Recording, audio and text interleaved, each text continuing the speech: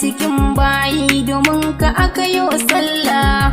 Matsayinsa ya wuce sani ga dukkan wata halitta, wallah saninsa sai wanda ya yi sa cikar saninsa na a wajen jalla. Hassan gani da hama aiki san kashi ke natsar da zukata, shi ke magani na talauci ya sanya duk gaɓoɓi su wadata. La shakka duk wanda ya soka a duniya ya guje duka cuta, ba shi ba shiga kunci a kiyama domin ka abban binta.